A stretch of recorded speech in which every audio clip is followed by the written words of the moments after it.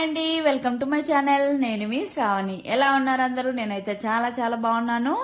ఇవాళైతే నేనైతే పొంగల్ ఎలా ప్రిపేర్ చేసుకోవాలో చూపించబోతున్నాను.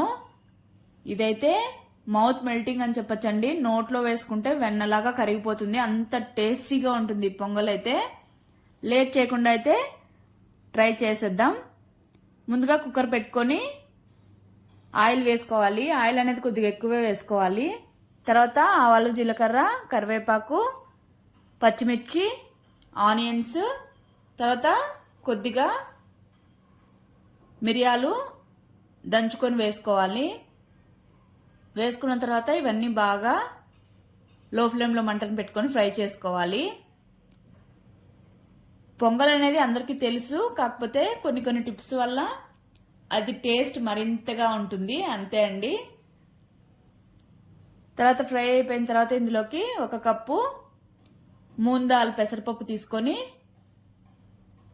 వేసుకోవాలి. వేసుకొని ఇవి మంచిగా దోరగా వేగిపోవాలండి.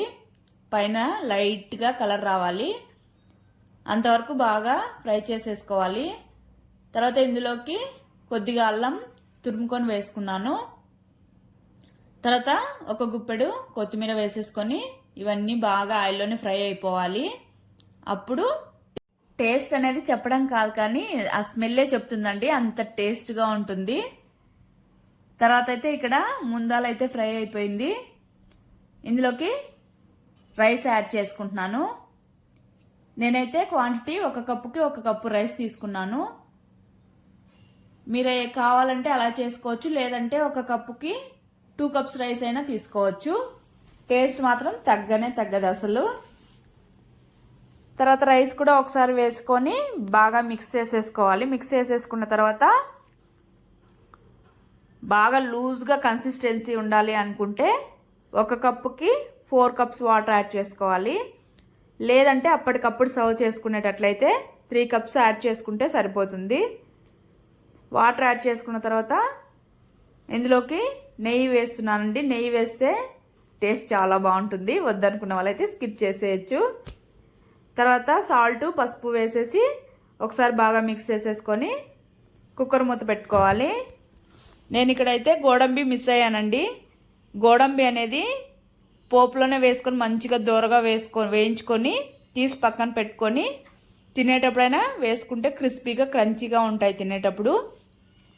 లేదనుకుంటే అలానే రైస్తో పాటు కుక్ చేసేసుకుంటే సాఫ్ట్గా ఉంటాయి, ఎలా అయినా చేయొచ్చు. కానీ మిస్ అవ్వద్దు గోడంబి అయితే. నేనైతే మర్చిపోయానండి.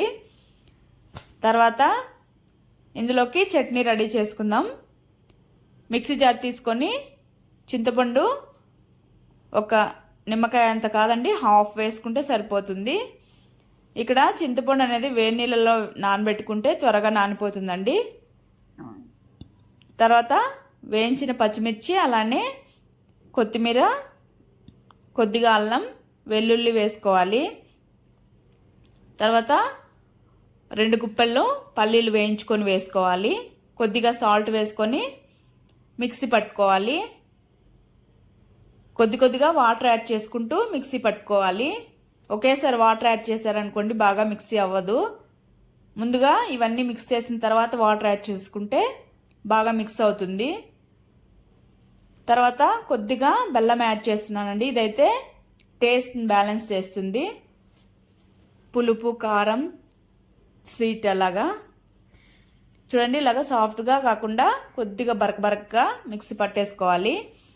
ఇక్కడ కుక్కర్ కూడా విజిల్ వచ్చేసింది. కుక్కర్ విజిల్ అయితే 2 to 3 విజిల్స్ వస్తే సరిపోతుంది, మీడియం ఫ్లేమ్లో మాత్రమే. తర్వాత చట్నీకి పోపు అయితే పెట్టేసుకుందాం. కడాయిలో ఆయిల్ వేసుకొని ఆవాలు, జీలకర్ర, కరివేపాకు, 1 ఎండుమిర్చి తుంపేసుకొని వేసుకొని అది కూడా ఫ్రై అయిపోయిన తర్వాత తీసి చట్నీలో మిక్స్ చేసేసుకోవడమే. పల్లీల చట్నీ కూడా రెడీ అయిపోయింది. పొంగల్ కూడా ఆల్రెడీ విజిల్స్ అయిపోయాయి కాబట్టి స్టీమ్ అంతా వెళ్ళిపోవాలి. ఇక్కడైతే స్టీమ్ వెళ్ళిపోయింది. ఓపెన్ చేసి ఒకసారి పొంగల్నంతా మిక్స్ చేసేసుకోవాలి. చూడండి, సాఫ్ట్గా క్రీమీగా వేడివేడిగా సర్వ్ చేసుకుంటే అయితే చాలా యమ్మీగా ఉంటుందండి. తప్పకుండా ట్రై చేసి చూడండి ఒకసారి. నేను చెప్పడం కాదు, టేస్ట్ అప్పుడు మీరే చెప్తారు. మిక్స్ చేసేసుకొని ప్లేట్లో వడ్డించుకొని వేడివేడిగా తినేయడమే, అంతే అండి. మీరు కూడా ఈ వీడియో చూసిన వెంటనే ట్రై చేసేయండి, ఖచ్చితంగా చేసి కామెంట్ చేయండి. అంతే, బాయ్.